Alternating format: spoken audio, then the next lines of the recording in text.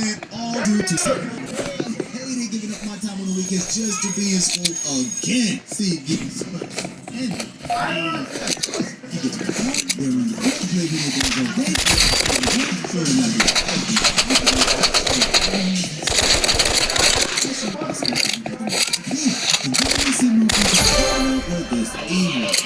Yo, like a military guy. Boom! My team is sleeping.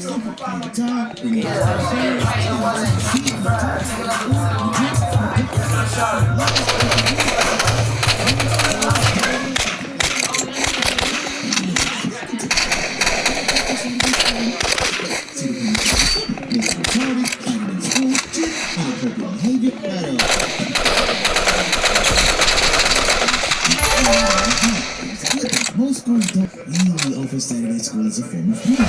Still, they have balance. The ones with the badass kids. That is where this story ends. So for this story, I'm going to take you back to my Saturday school experience. So I was working in high school, and here, now as I mentioned, any repeated Saturday school experience. So I was in the room, and I heard the issue. So I was in spirit, right? On this particular day, you boy.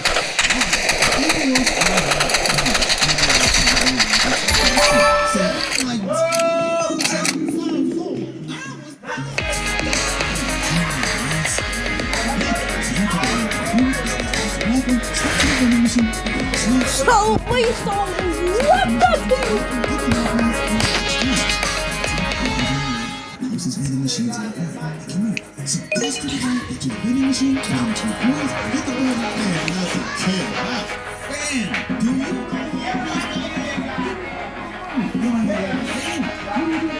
I don't even hesitate to look back. Somehow I was running like a runaway slave. You there's the class, got it. I said, back in my seat. So a few moments go by and I see the security walking by looking through the glass door. Sweet, it's good for me. What's up? Then the security enters the room. Come on, teach. Please teach child on me.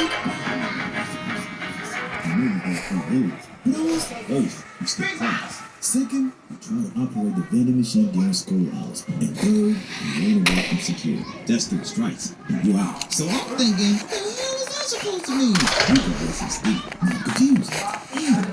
This is deep. What's that? Now remember, my freshman right? So I didn't know anything this means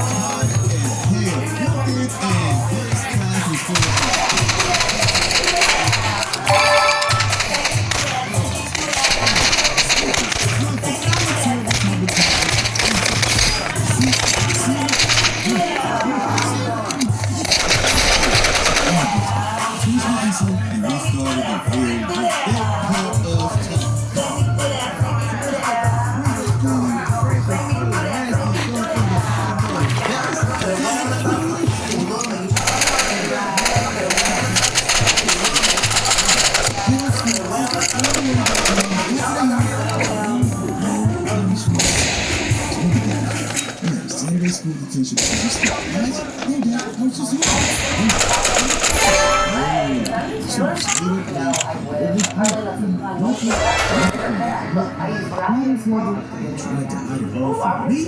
Placing your first bet is I know every dude out there can understand.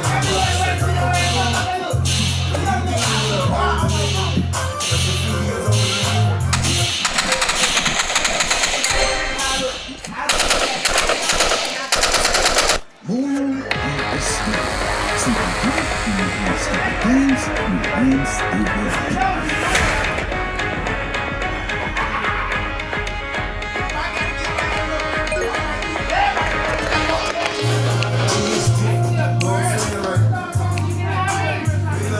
Bing, bow, bing! Ah! Bing, bing, bing, bing, bing! Oh! Bing, bing, bing, bing! Ah! Wait a minute, I'm just playing, goddamn! I ain't even hear you for real, I'm tapping, nigga, damn! Did you not hear the tap? Ah, well, Do you have any batteries? We don't have none. why you got going on? Go buy it. Imagine! Could it be me?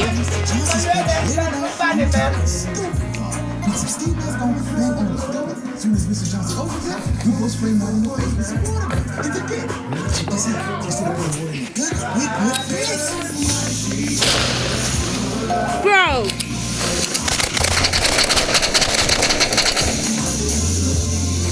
Whoa!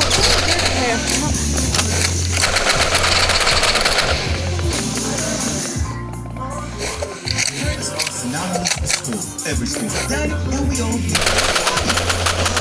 Some pranks can go a little too far, which is probably why most YouTubers fake their pranks these days. I mean, come on, like, y'all, we're not gonna act like nobody sees that huge camera sitting in front of you. But now, I'm from the days of being so prepared. See, it's the reaction you get from the prank that you die for, which you can only get if the prank is real. No, so see, we only had television. Stop calling me fat, I don't want it. Cell phone. So what's the difference you want? You see a smart no phone app like that. All you can do is call, text, and take pictures. Welcome to the 2000s. But this is way interesting. See, every year,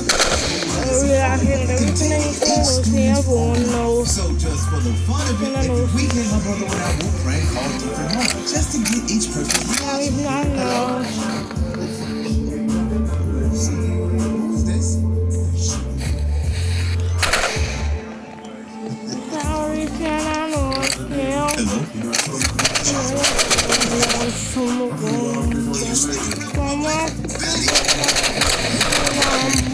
Yo, Jay, what's up? Who's this? Check this out, bro. What's your name? Man, fuck you. See, pranks were fun back then. No cameras, no social media, just the culture and the body. No, just like every school. My school would do an annual end of the year prank. No, in most schools, pranks are innocent. Kids might pull off the old toilet paper prank or fill the building full of balloons. But not your boy. So this one is the Mr.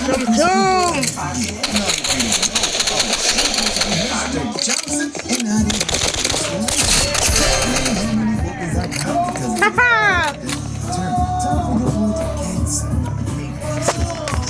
Good, there's a point down. Listen, I'm gonna go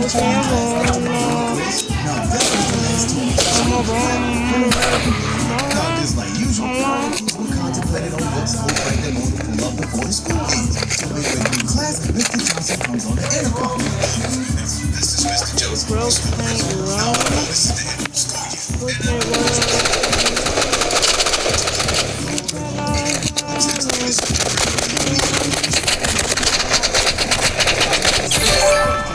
Now my homie Chris on the other hand was one of those students if you tell him something not to do, oh, he's gonna push the boundaries. Me too. You heard that? Hey, finish this shit, kid. I'm gonna do something. I feel you. I'm about to be back in the next semester.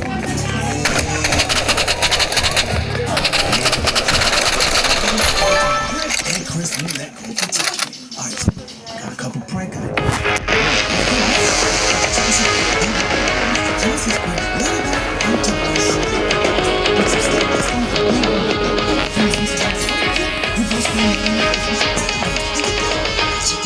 Instead of putting one in your butt, we put piss. That's crazy, right? Piss? You bite.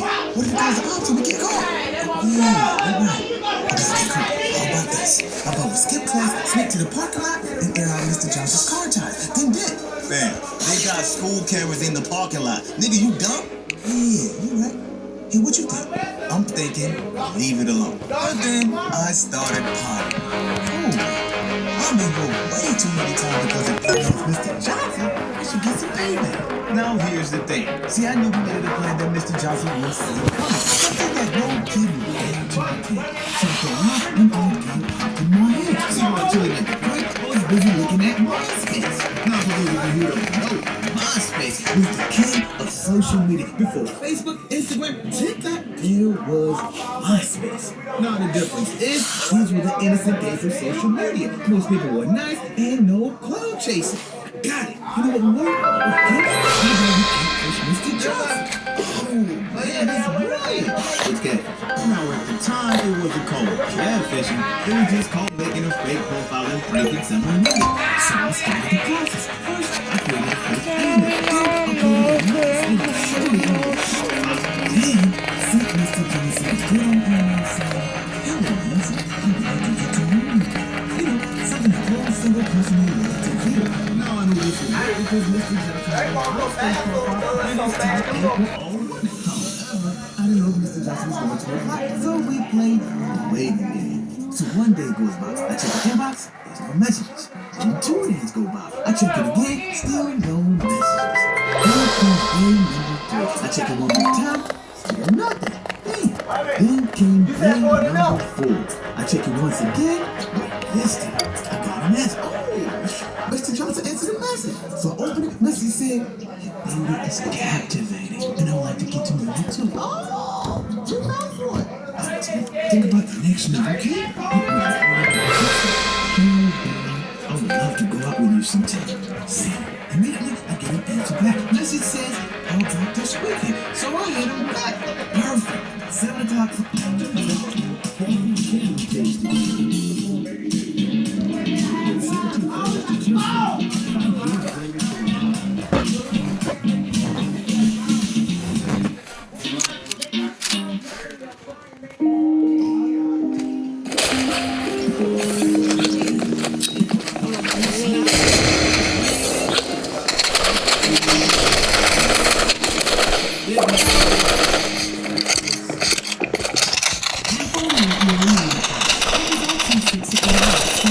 The number one acne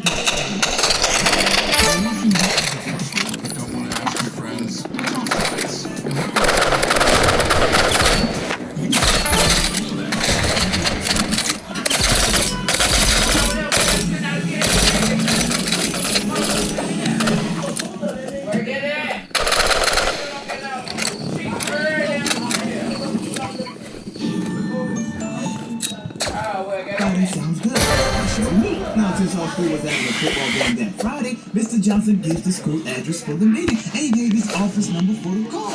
So fast forward to Friday, I get to the football game and start looking for Mr. Johnson. Then, 7 o'clock hits, I get to the south, we spot Mr. Johnson leaving the gate and walk into his office.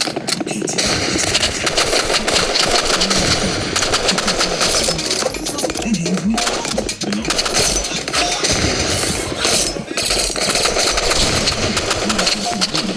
See, I work hard. And I'm going to do whatever it takes to find you. That was crazy. Okay, what my old man said. Picking up. No what? I'm going to try to prank him. So I started the plan is perfect. I changed my different email account. What did I do? Mr. Johnson wasn't. See, this plan would be perfect if it wasn't a last week at school because Mr. Johnson was expecting someone to execute a prank. Now, I gotta stay low and act like I don't know a damn thing. Yo, Chris, don't ever speak about this to anyone, alright? Alright, though. So the next morning we get to school and halfway through class, Mr. Johnson comes to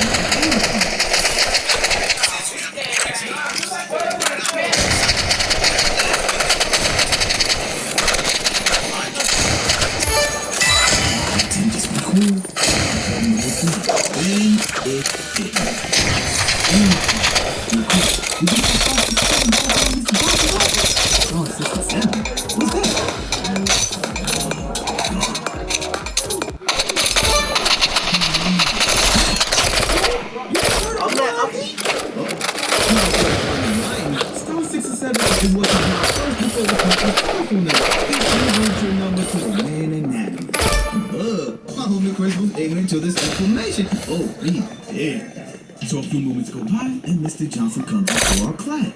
Quick, come to the office with me. Tim, because Chris might snatch me out. Now the clock is in motion. I'm sitting in class, just waiting for Mr. Johnson to come and get me. 10 minutes goes by. Nothing happens. 20 minutes. Man, hope he's still strong. Trust it. 30 minutes.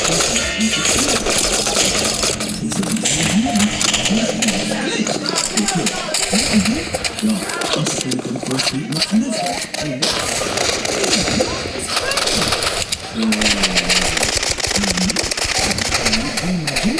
Anything about you? Well, hallelujah! Now this is where I learned a very important lesson in life. Loyalty is not about who acts true to your face. It's about who remains true behind your back. So shout out to my homie Chris.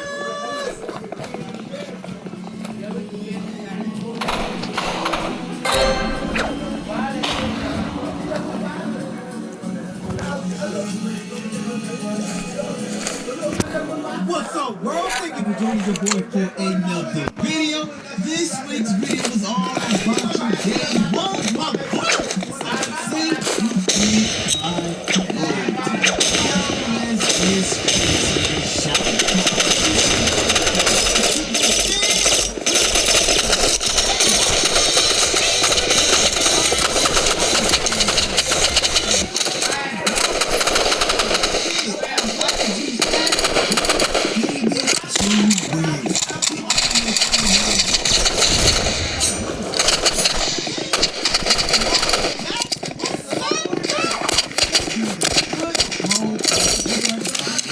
football, that is. Follow me on IGS, Lamar Jackson, 836-363. Keep doing your thing, young kid. And last shout out goes to the homie Tay. What's up, my guy? We got another athlete and a YouTuber in the building. Follow the IGS,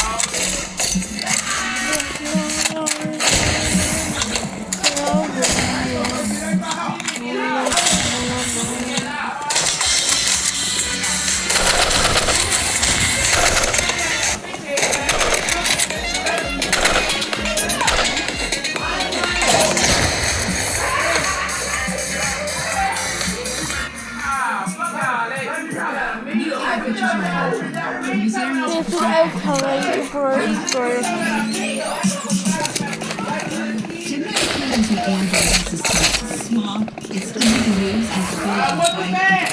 Gemini can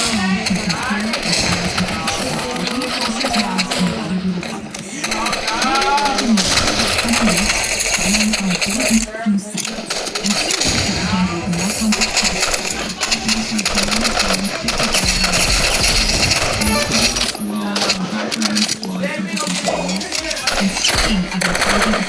something that I'm really excited about is that starting to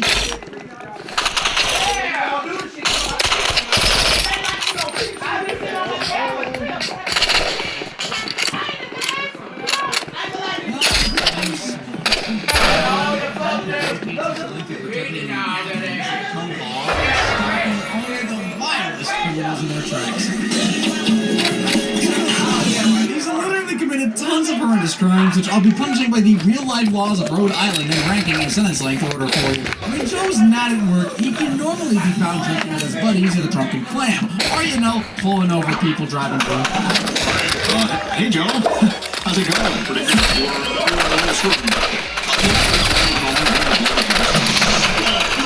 Meter, Brian. You're under arrest. Oh, come on. What are you guys all right to drive? Yeah, I can do it. Let me take the drunken clam and tie one up. Now, I wouldn't call Joe the most sensible drinker, but one night he truly embodied the name of that law. Joe, you're drunk. Okay, you're drunk. Give me your keys. And I'm drunk, so I didn't like you. Okay, now we're both good to drive home. I don't think that's how it works, Peter. I don't know. Actually, hold on. Maybe they're onto something. You been drinking tonight, sir? No, officer. It's class at dinner. Okay, I'm gonna need you to step out of the cab and walk us through the house. He only got caught by Peter. I don't get caught and brutalized and he's driving for years. But how is he able to drive anyway? He's supposed to be paralyzed from the waist down. I don't get it. Give me answers. DUI was the worst we'd ever seen him drunk, but then I remembered that episode where he became so intoxicated he actually broke into Peter's work and stripped down to his birthday suit. Quagmire has just returned from his vacation and tells Peter he smuggled back some fireworks in his truck despite them being legal. That's how he gets his sick kicks, I guess. The guys have some fun with the dangerous explosives, but dumb old Peter playing with fireworks means he's guaranteed to lose at least multiple body parts. I took 10 M80s and stuck them all together. I call it Peter Griffin's bunker busting mega ultra super. Holy crap! The family scrambles around for Peter's dismembered fingers, and that explosion must have been dang powerful as one chubby digit flew all the way to Cleveland's house and landed in his hair. After getting his fingers sewn back on, Peter celebrates the guys with the drunken clam, but the bartender's closing for the night, and he's not even drunk yet. The audacity! Instead of calling it a night or just going to another bar that's open, the boozers break into the brewery after hours thinking it's all fine and dandy just because Peter works there. Well, it definitely is not okay to enter without permission, and it's certainly not okay for them to drink hundreds of beer bottles and then contaminate the rest of the booze with their naked bodies. Okay, guys, one. If you were God, who would you strike down first? Deborah Massey, I find her insufferable. There's no way at least one of them didn't fart in there, man. This beer is extra bubbly. Old Peter's idea to trespass in the brewery. Hey, what do you guys say we put this party on the road? Joe wasn't worth the no, and there's no way he could polish off all those beer bottles. That means he charged with trespassing and theft. Both crimes are punishable by a year in prison, so that's another 2 years for Joe that'll be spending in the well done. The doctor because people look at him and die of a heart attack at any moment. And that day may be today because he's been statistically to dine at a steakhouse with his friends. That man Charles down 17-16-ounce steaks and is about to burst. Joe is the same, except he barely eats one. The rest of the table mocks him for being such a wuss, and when they both stop pestering him to finish his steak, the guy snaps. No. I'm not hungry! Where is it now, huh? Where is it now? Easy, Sam. Easy. Put the gun down, Joe. Yeah, nobody's judging you, man. It's cool. I'll just put this back in your purse next to your tampons. Pointing a gun at Stalin only makes Joe a terrible friend and makes him guilty of unlawful display of a firearm. He could be handed 1 year jail sentence for it. He'd also be charged with vandalism for the massive hole he shot in the table. That would lead to another year of jail. Just imagine getting 12 whole months of your life stolen all the way because you broke a dang table. The police play an important role in the functioning of society. They aren't some club you can just walk up to and join.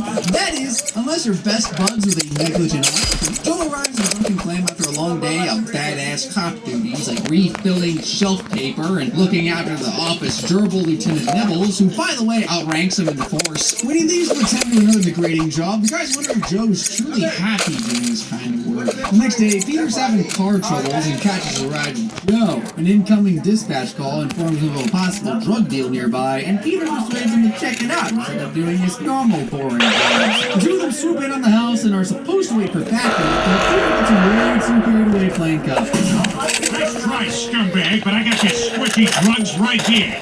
Uh-oh. I love how he doesn't even look disgusted, just mildly disappointed in himself. Later that day, Joe picks up Peter and allows him to secretly accompany him on duty again. The pair cruise around Quahog, feeling like the coolest cops ever, and foil a bunch of crimes using Peter's super realistic disguises. Joe shamelessly steals all the credit, and after getting blackmailed by Peter, he invites his buddy along for one last bust for old time's sake. The last race went well, but Peter, being the smooth-brained oaf he is, it is inevitable that something will eventually go wrong, and that day is today. Forget the rubbish! Here, put the gun down! On the floor, punks! Everybody dies! Ah! My already irritated eyes! Joe Joe calls for backup, but there's no time to wait around as Peter's already getting beat up with vaping accessories. So he wheels into the store and uses his awesome combat skills to kick the criminals' asses with just the strength of his upper body. Yeah, he works out alright. After realizing he fought this one all on his own, Joe feels really proud of himself for once. But allowing any non-opposite...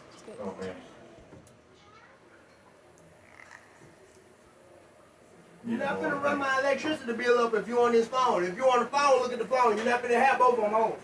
Oh, yes, sir. Unless your child support finna go toward the light bill.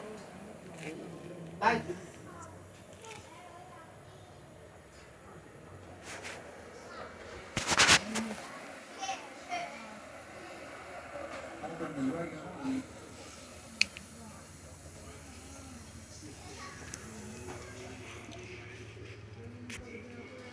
Bryant will come to the side for the Texans.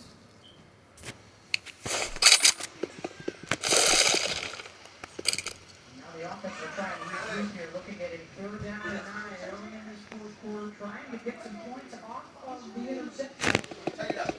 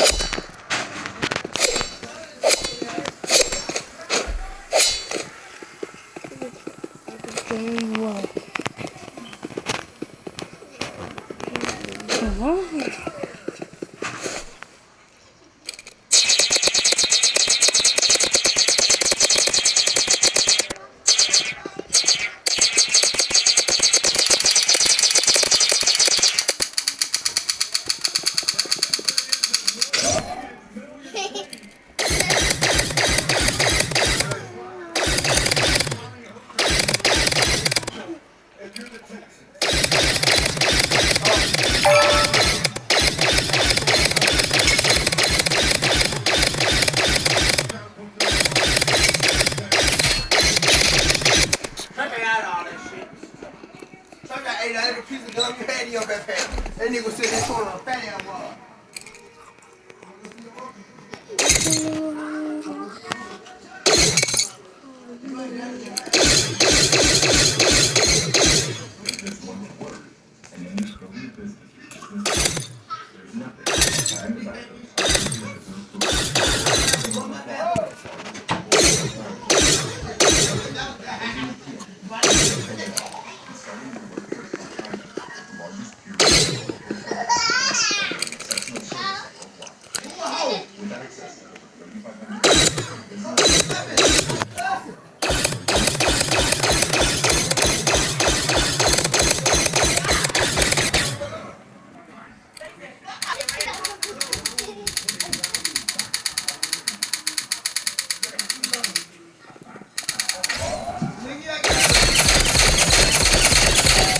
Y'all get them, they right there. Come on.